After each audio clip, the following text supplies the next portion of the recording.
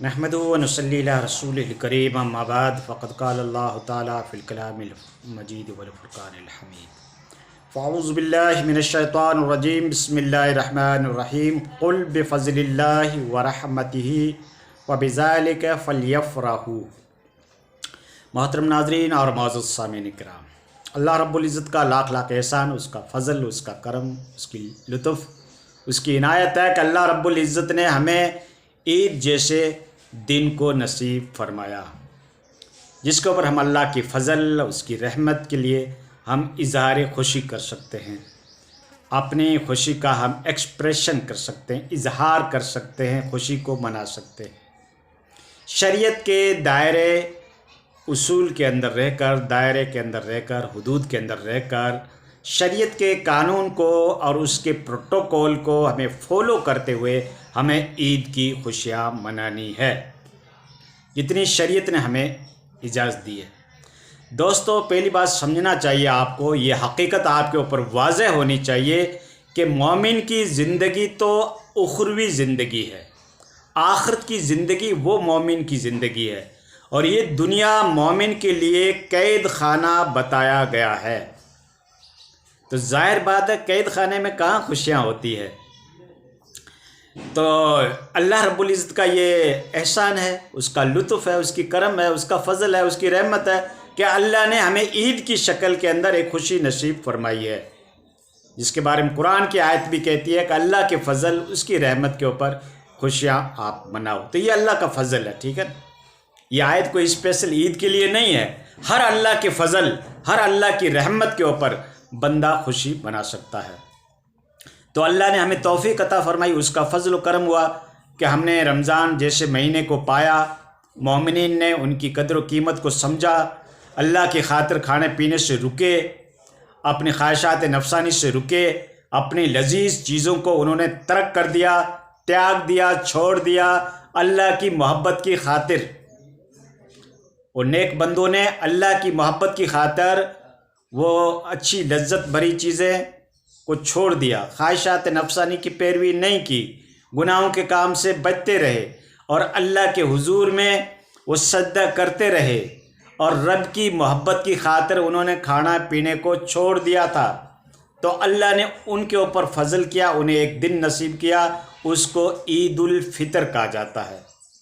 तो इस दिन हम खुशी मनाएं, अपने यार दोस्तों से मुलाकात करें और अल्लाह के हुजूर में सजदा भी करें, जो ईद की नमाज की शक्ल के अंदर है, और फिर हम अपने यार दोस्तों से मुलाकात करें। अच्छे खाने, अच्छी लज्जत भरे खाने हम पका सकते हैं, बेहतरीन कपड़े हम पहन सकते हैं, खुशबू हम लगा सकते हैं, इज़हार मसरत, इज़हार शादमानी, इज़हार खुशी का हम इज़हार कर सकते हैं, क्योंकि अल्लाह की तरफ से हमें ये इजाज़त मरहमत हुई है। ईद उल फ़ितर और ईद उल उज़हा, ये दो त्यौहार हैं मुसलमानों के यहाँ जो मोतबर समझे जाते हैं। हदीस के पॉइंट ऑफ रिव्यू से भी साबित है, इस्लामी नुक्ते निगाह से दो त्यौहार अहमियत के हामिल हैं। बाकी तो मुस्लिम कौम ने भी काफ़ी त्यौहार अपनी तरफ से गढ़ लिए हैं, कोई कैसे त्यौहार है, कोई क्या त्यौहार है। मुसलमानों के यहाँ भी त्यौहारों का भरमार है, लेकिन ये दो त्यौहार कुरान और हदीस से हमें इसका सबूत मिलता है, प्रूफ मिलता है। वो है ईद उल फ़ितर और ईद उल उज़हा, जिसे ईद उल फ़ितर को मीठी ईद भी कहते हैं और ईद उल उज़हा को बकरा ईद भी कहते हैं। तो इस दिन हमें रोज़ा रखना मना किया गया, हम रोज़ा नहीं रख सकते, और हम अल्लाह की मोहब्बत की खातिर खाने पीने से रुकते हैं, तो अल्लाह रब्बुल इज़्ज़त उसका हमें बहुत बड़ा अजर देता है। तो दोस्तों ये है, और मोमिन की वैसे ज़िंदगी जो है वो आखिरत की ज़िंदगी है, ये इम्तिहान गाह है। दुनिया जो है ये इम्तिहान की जगह है। यहाँ पे अगर इम्तिहान की जगह है और मोमिन के लिए कैद खाना बताया गया है, तो ज़ाहिर बात है कि कैद खाने में ऐश इशरत तो नहीं होता, और जहाँ पे इम्तिहान होता है वहाँ पे टेंशन तनाव तो रहता ही है। तो मोमिन के लिए ये हर टाइम खुशियाँ मनाना या मस्तियाँ करना या बेगैरती करना या अपने बॉडी का एग्जिबिशन करना या बेशर्मी के प्रोग्राम, प्रेजेंटेशन या फंक्शन के अंदर इन्वॉल्व होना और इस तरीके की बेहयाई के सीन और बेपर्दगी के सीन بے شرمی کے سین یا میلے یا ہنگامے یا پروگرام کے اندر شامل ہونا مومن کی شایان شان نہیں ہے، لیکن اللہ نے جو وقت اور اللہ نے جو آپشن ہمیں مرحمت فرمایا ہے اس کے اندر تو ضرور ہم رہ کر اپنے اظہار خوشی کر سکتے ہیں۔ تو دوستو، عید کے دن یہ تکبیر پڑھنی چاہیے، اللہ اکبر اللہ اکبر، لا الہ الا اللہ واللہ اکبر، اللہ اکبر وللہ الحمد۔ یہ تسبیح آپ پڑھتے جائیں جب عید کی نماز ادا کرنے کے لیے جائیں۔ آپ جس راستے سے جائیں آتے ٹائم وہ راستہ بدل کے آئیں، یہ ایک سنت کا طریقہ بتایا گیا ہے۔ دوسرے راستے سے آئیں اور یہ تکبیرات آتے ٹائم بھی پڑھیں اور جاتے ٹائم بھی پڑھیں۔ اللہ کی حمد اور اس کی ثنا بیان کریں۔ کیا اللہ نے ہمیں عید کا تحفہ، عید کا جو گفٹ دیا ہے اللہ نے، یہ ایک رحمت بھرا گفٹ ہے جو اللہ کی طرف سے ہمیں ملا ہے، تو اس کے اوپر ہمیں ضرور اظہار خوشی کرنی چاہیے، رب کا شکر ادا کرنا چاہیے۔ اللہ کے حضور میں ہم پہلے تو عید کا فریضہ ادا کریں اور اس کے بعد اپنی اظہار خوشی کریں، اپنے فرینڈ شپ سے ملاقات کریں، اپنے دوستوں سے، اپنی فیملی سے، اپنے احباب سے اگر ہم اظہار خوشی کر سکتے ہیں، مصافحہ کر سکتے ہیں، گلے مل سکتے ہیں اور اس طریقے سے ہم خوشیاں بانٹ سکتے ہیں۔ عطر لگا کر، اچھے کپڑے پہن کر، اچھے پکوان پکا کر ہم کھا سکتے ہیں اور دوستوں کو کھلا سکتے ہیں، اظہار خوشی کے طور پر ہم منا سکتے ہیں۔ اس سے شریعت کوئی منع نہیں کرتی، حلال چیزوں کو ہم یوز کریں، شریعت کے پروٹوکول کے اندر رہ کر ہم اظہار خوشی کریں تو اس کی ہمیں شریعت اجازت دیتی ہے۔ باقی دوستو، مومن کی لائف جو ہے یہ دنیا کے اندر قید خانے کی بتائی گئی ہے۔ ظاہر بات ہے کہ قید خانے کے اندر خوشیاں نہیں ہوتی ہے، ٹھیک ہے۔ اللہ کی میرے رب کی جم کر عبادت کرو، میرے اللہ کی جم کر عبادت کرو، وہ خوشیاں ملے گی آپ کو جس کے سامنے یہ سارے تہوار، سارے فیسٹیول، سارے پریزنٹیشن، سارے پروگرام، سارے فنکشن، ساری خوشیاں اس کے آگے پھیکی پڑ جائے گی۔ آپ کی انچا کیا ہے؟ آپ کی انچا ہوتے ہی وہ چیز وجود میں آ جائے گی، وہ نعمتیں آپ کو آخرت کی شکل میں ملے گی، جنت کی شکل میں ملے گی، جہاں آپ کی چوائس کے مطابق آپ کی خواہش اور آپ کے آبجیکٹیو جو ہے، آپ کا مقصد جو ہے، کیا آپ کا مقصد ہے، کیا آپ کی انچا ہے، کیا آپ کی آرزو ہے، کیا آپ کی تمنا ہے، کیا آپ کی آسا ہے، کیا آپ چاہتے ہیں، وہ آپ کو چیز وہاں پہ مل جائے گی۔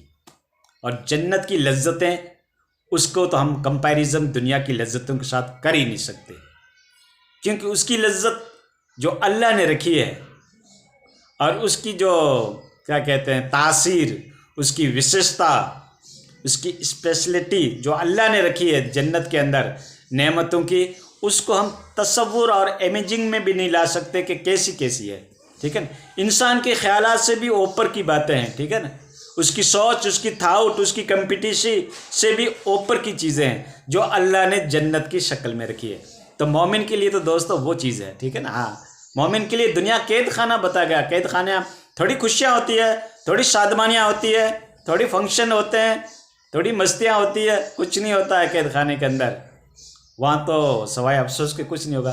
تو یہ امتحان گاہ ہے، پریکشا کی جگہ ہے، ایگزام گراؤنڈ دنیا جو ہے، ہمیں ایگزام دینا ہے۔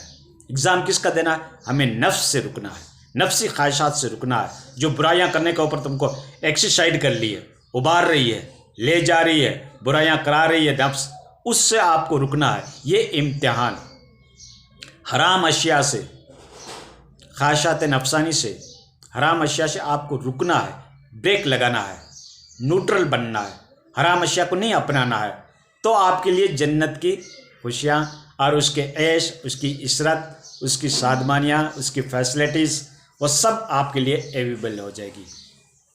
ٹروتھ کو اپنائیے، سچائی کو اپنائیے، حق کا ساتھ دیجیے، ایمانداری کے ساتھ زندگی کو برتنے کی کوشش کیجیے، اور اپنے بھائی کی، تمام دنیائی انسانیت کی، مانوتا کی بھلائی کریں۔ آپ پڑوسی کا خیال رکھیں، ماں باپ کی خدمت کریں، اور انسان کے ساتھ جو غریب ہے، غربا ہے، محتاج ہے، پریشان ہے، ضرورت مند ہے، تو آپ اس کا کنٹریبیوشن کریں، اس کی مدد کریں، اس کی سہایتا کریں، نصرت کریں، ہیلپ کریں، اس کو دان دیں، زکوٰۃ کے ذریعے سے، دان کے ذریعے سے، خیرات کے ذریعے سے، صدقات کے ذریعے سے اس کی نصرت کریں، غریب اور غربا کی۔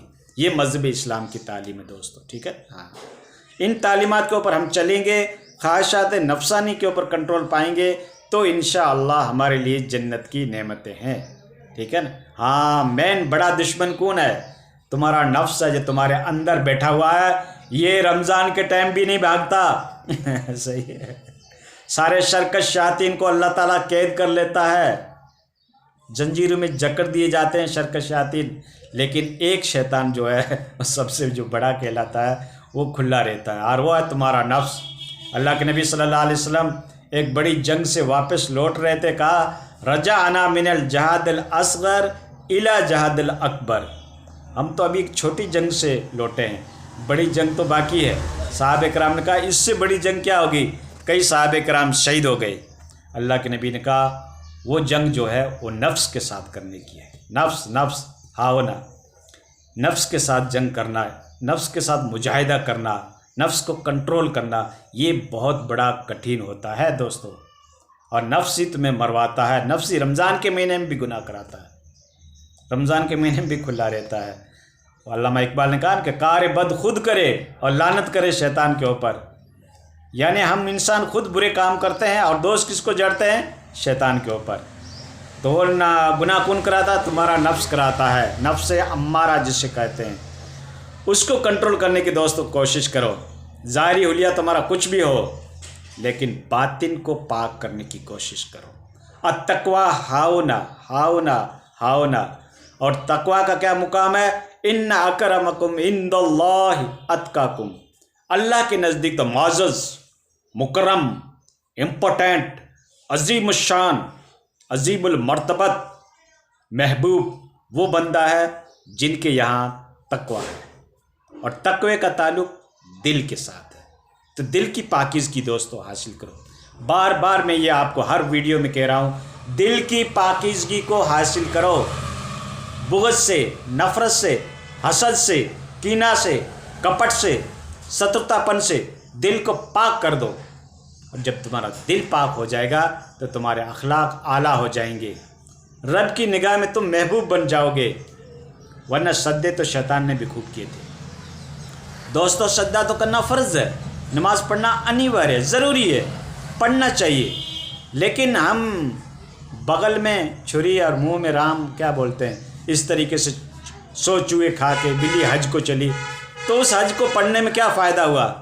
तो अगर आपके अंदर सिले रहमी नहीं है, आपके दिल में रहम नहीं है, दया नहीं है, दिल पवित्र नहीं है, हृदय साफ नहीं है, क्लीन द हार्ट नहीं है, आपके दिल के अंदर गंदे ख्यालात पनप रहे हैं, आप इधर नमाज भी पढ़ रहे हैं, रोज़ा भी रख रहे हैं, खैरात भी कर रहे हैं, सखावत भी कर रहे हैं, दिल के अंदर बुग़्ज़ भरा हुआ है, हसद भरा हुआ है, कीना भरा हुआ है, तो दोस्तों इबादत क्या महत्व रखेगी?